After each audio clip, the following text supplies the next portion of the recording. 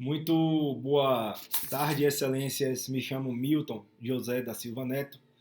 Sou candidato ao concurso CSPM, Curso Superior de Polícia Militar, da Brigada Militar. Seleção esta que seleciona os oficiais, candidatos, a ingresso no curso de oficiais da Polícia Militar do Estado do Rio Grande do Sul.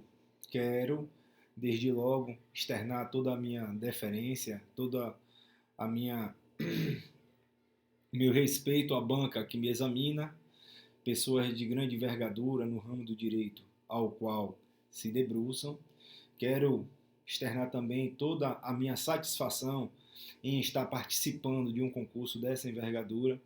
Nós sabemos que as polícias militares possuem um imperativo constitucional muito importante para a manutenção do Estado democrático de direito.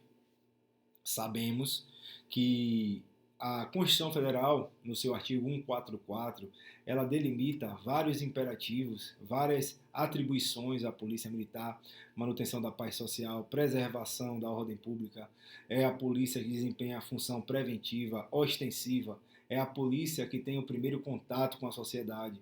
E um Estado, trazendo para outra perspectiva, um Estado que consegue fazer o controle da violência, é um Estado que fortalece o Pacto Federativo e um Estado que também privilegia os Estados circunvizinhos, que também não sofrerão os efeitos dessa violência. Violência esta endêmica no nosso país, e que o Estado do Rio Grande do Sul tem mostrado um grande compromisso na detração da violência, no cuidado com a violência. E acredito eu que com uma seleção dessa magnitude, com a seleção tão rigorosa como esta tem sido, serão selecionados bons candidatos a estarem dando seguimento a esse cumprimento do imperativo constitucional. Então, sem mais delongas, eu quero adentrar propriamente aqui no tema ao qual me foi sorteado, o tema de número 15. O tema é execução criminal, seus princípios e garantias relacionadas ao cumprimento de pena. Me perdoe, excelência, deixe-me guardar o material.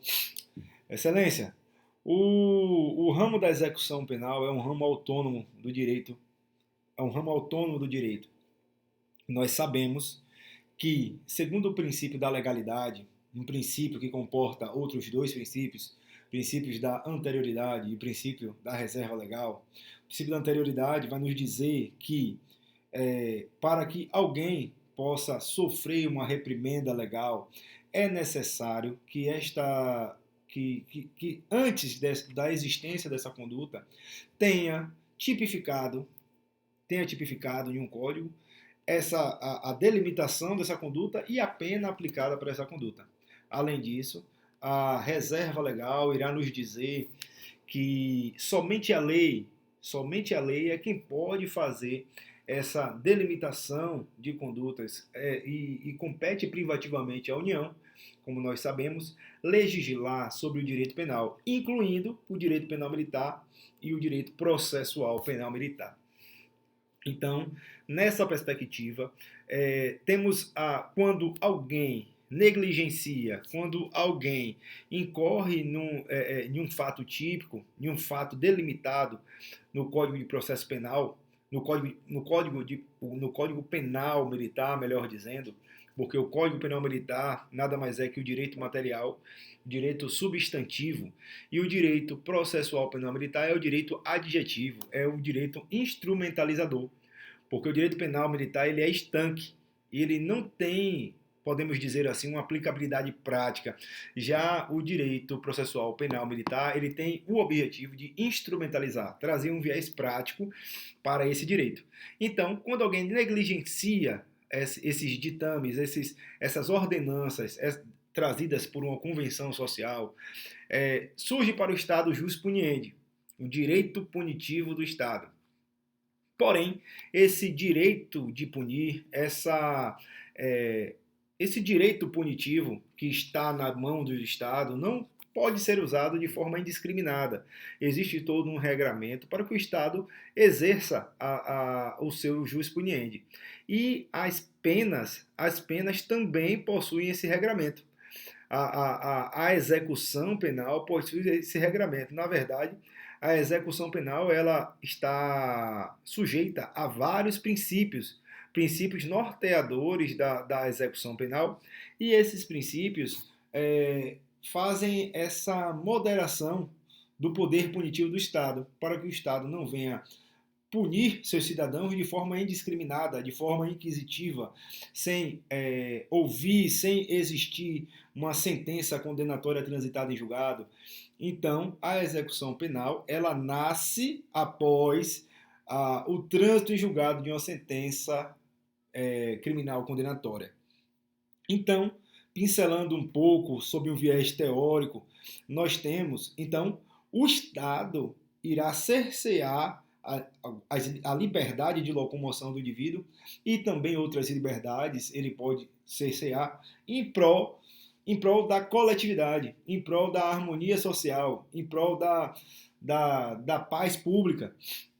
Então, o que acontece? Segundo Hobbes, ele irá fazer uma analogia do Estado como um animal mitológico, o Leviatã. Esse Leviatã, um animal mitológico que, segundo a mitologia, ele é um animal indestrutível, um animal forte.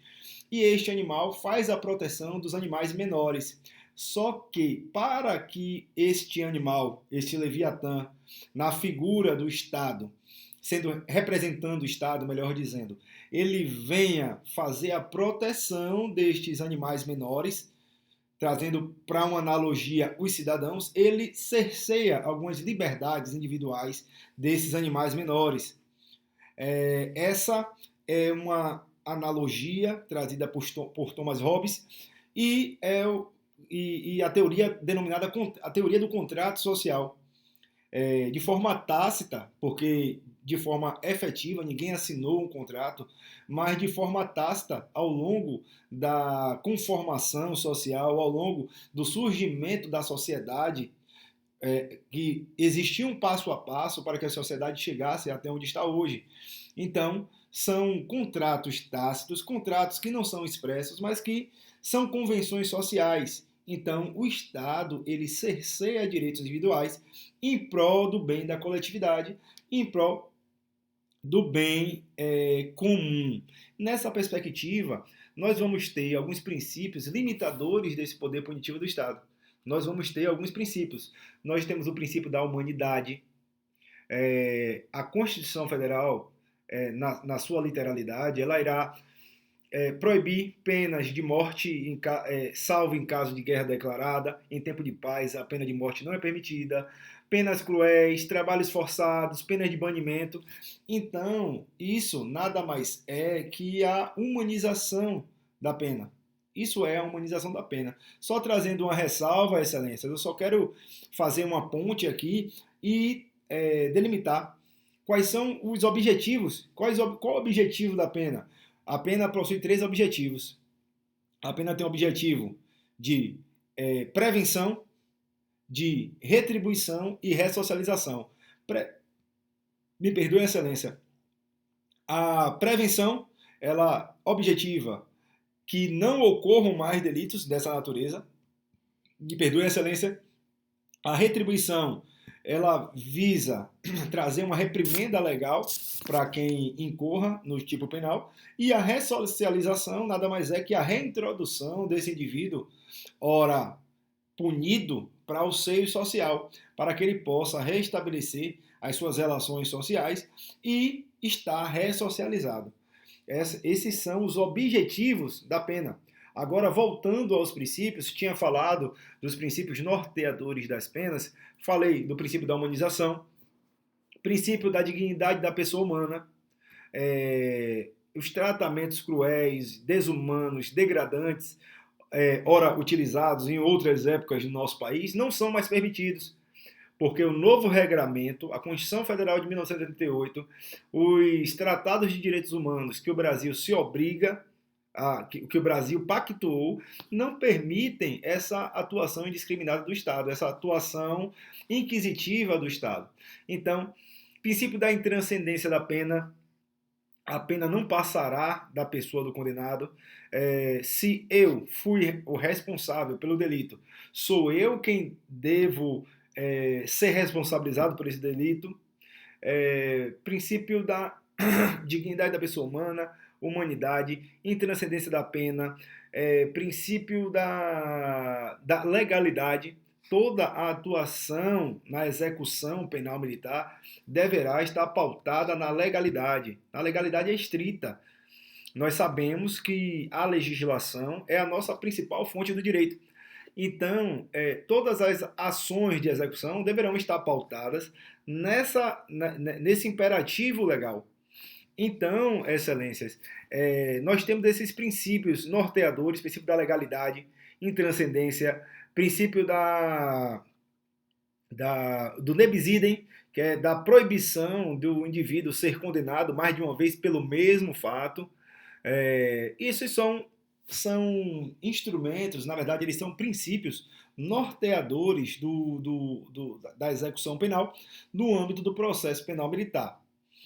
Além disso, temos também a questão da competência. A questão da competência. A competência na Justiça Militar da União, a competência na Justiça Militar Estadual fica a cargo de quem? Então, a competência na Justiça Militar da União da execução estará a cargo do juiz auditor ou do Superior Tribunal Militar nas ações ordinárias. Agora, no que tange à progressão do regime, o regramento a ser seguido será da Lei de Execuções Penais. Então, recapitulando, na Justiça Militar da União, a execução ficará a cargo do juiz auditor ou do Superior Tribunal Militar, exceto quanto à progressão de regime que estará a cargo que estará, na verdade, sob a égide da Lei de Execuções Penais, da LEP. Já no âmbito na competência da Justiça Militar Estadual, todo o regramento estará adstrito à Vara de Execuções Criminais. Vara de Execuções Criminais. Essa Vara de Execuções Criminais, ela vai seguir todo o regramento da Lei de Execuções Penais, até porque a Justiça Militar Estadual, ela se obriga a cumprir o regramento do Código de Processo Penal Militar, com a ressalva de 3 assuntos, no tocante a recursos, no tocante à execução da pena e no tocante à organização da justiça. Essas são as 3 ressalvas da Justiça Militar Estadual para que ela não cumpra o regramento do Código de Processo Penal Militar na sua integralidade. Esta é a ressalva. Outro ponto muito importante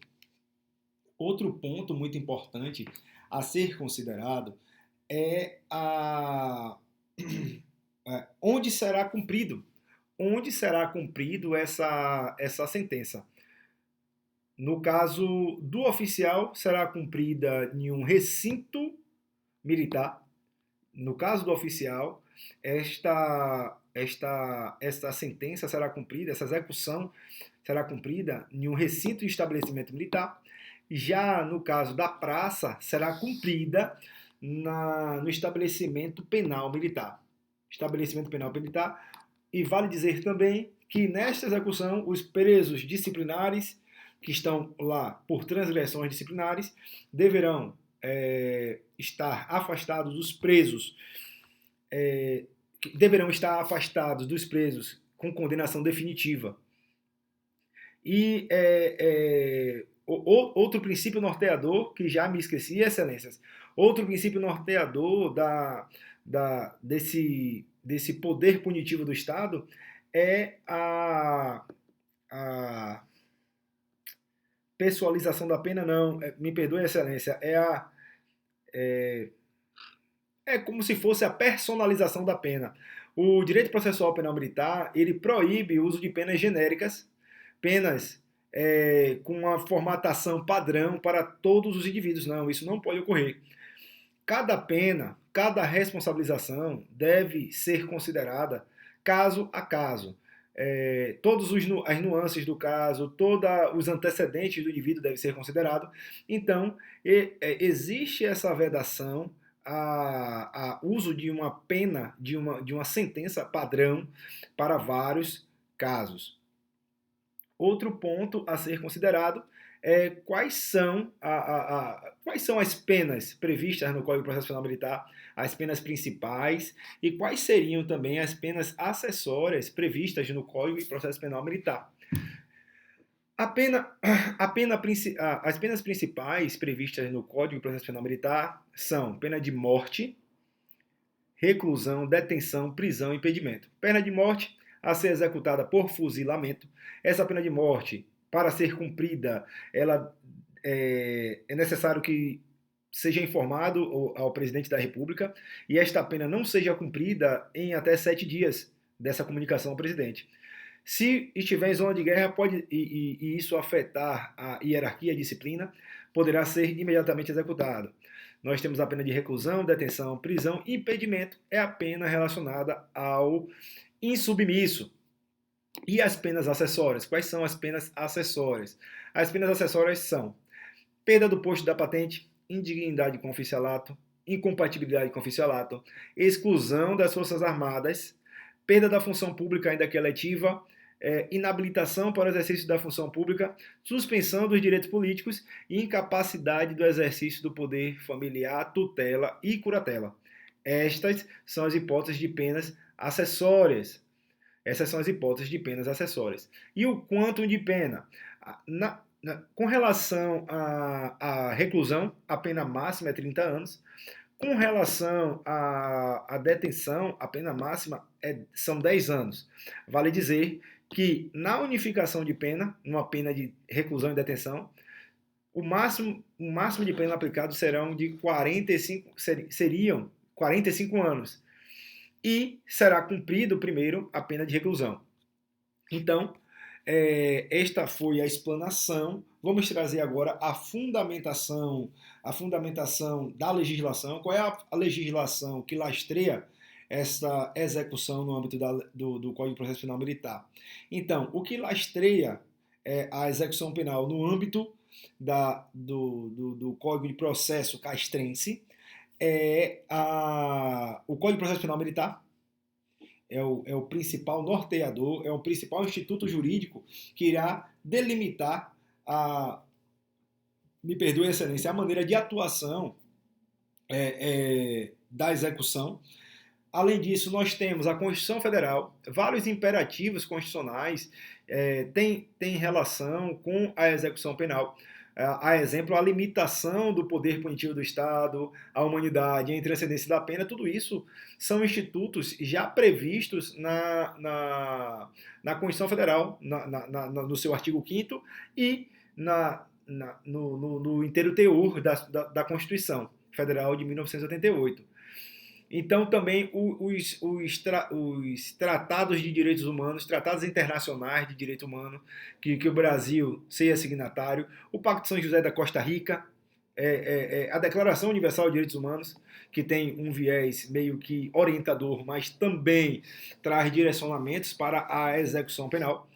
E esta é a fundamentação legislativa para a execução penal.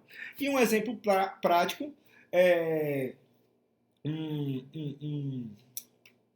um capitão da Polícia Militar, ele comete um crime de homicídio, que é um crime impropriamente militar. Ele, na figura de oficial, tendo uma sentença condenatória transitada em julgado, ele ficará em um recinto de estabelecimento militar. A pena, ele pode ter uma pena de reclusão, detenção, prisão. A pena de morte não seria cabível, exceto em caso de guerra, declarada. Então, se ele for um militar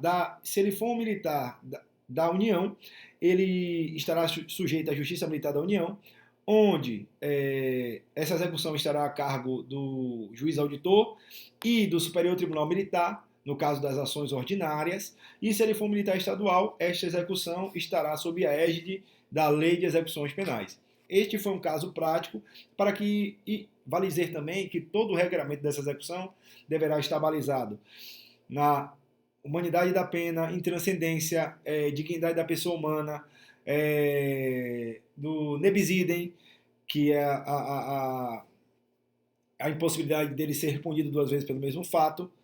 Estes são princípios que norteiam a execução penal. Então, excelências, esta foi a minha explanação a despeito do tema execução penal na legislação processual penal militar. Quero agradecer a atenção conferida a mim e quero me colocar à disposição das excelências para eventuais questionamentos. Desde já agradeço. Tenha uma excelente noite.